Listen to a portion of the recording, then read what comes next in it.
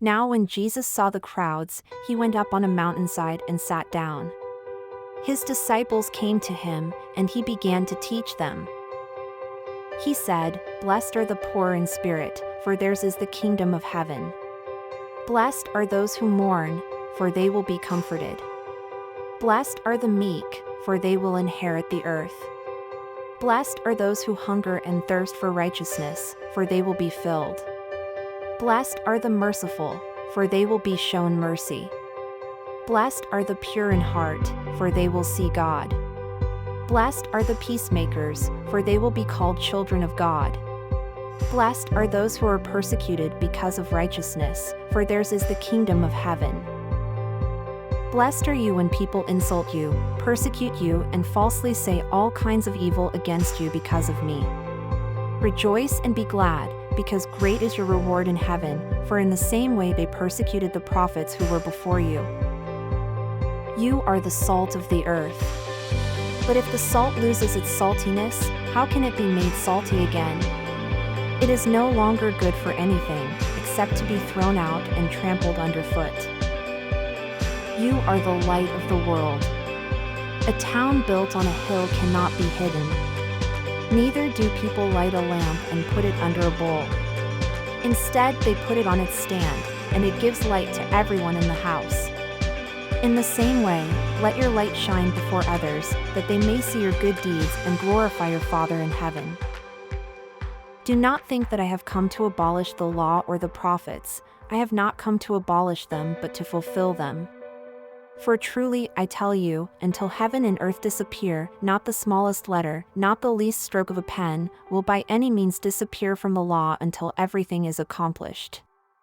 Therefore anyone who sets aside one of the least of these commands and teaches others accordingly will be called least in the kingdom of heaven, but whoever practices and teaches these commands will be called great in the kingdom of heaven. For I tell you that unless your righteousness surpasses that of the Pharisees and the teachers of the law, you will certainly not enter the kingdom of heaven.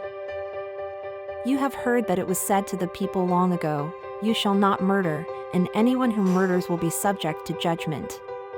But I tell you that anyone who is angry with a brother or sister will be subject to judgment.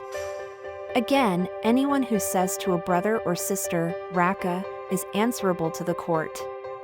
And anyone who says, "You fool," will be in danger of the fire of hell. Therefore, if you are offering your gift at the altar and there remembered that your brother or sister has something against you, leave your gift there in front of the altar. First go and be reconciled to them, then come and offer your gift. Settle matters quickly with your adversary who is taking you to court. Do it while you are still together on the way, or your adversary may hand you over to the judge, and the judge may hand you over to the officer, and you may be thrown into prison. Truly I tell you, you will not get out until you have paid the last penny. You have heard that it was said, "You shall not commit adultery." But I tell you that anyone who looks at a woman lustfully has already committed adultery with her in his heart. If your right eye causes you to stumble, gouge it out and throw it away. It is better for you to lose one part of your body than for your whole body to be thrown into hell. And if your right hand causes you to stumble, cut it off and throw it away. It is better for you to lose one part of your body than for your whole body to go into hell. It has been said, anyone who divorces his wife must give her a certificate of divorce. But I tell you that anyone who divorces his wife, except for sexual immorality, makes her the victim of adultery, and anyone who marries a divorced woman commits adultery. Again, you have heard that it was said to the people long ago, "Do not break your oath, but fulfill to the Lord the vows you have made." But I tell you, do not swear an oath at all either by heaven, for it is God's throne, or by the earth, for it is his footstool, or by Jerusalem, for it is the city of the great king. And do not swear by your head, for you cannot make even one hair white or black. All you need to say is simply yes or no. Anything beyond this comes from the evil one. You have heard that it was said, "Eye for eye, and tooth for tooth." But I tell you, do not resist an evil person. If anyone slaps you on the right cheek, turn to them the other cheek also. And if anyone wants to sue you and take your shirt, hand over your coat as well. If anyone forces you to go 1 mile, go with them 2 miles.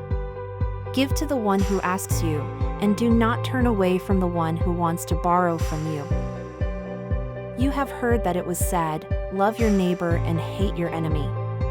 But I tell you, love your enemies and pray for those who persecute you, that you may be children of your Father in heaven.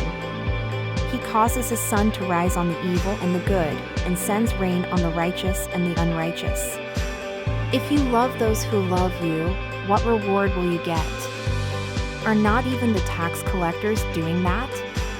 And if you greet only your own people, what are you doing more than others? Do not even pagans do that? Be perfect, therefore, as your heavenly Father is perfect.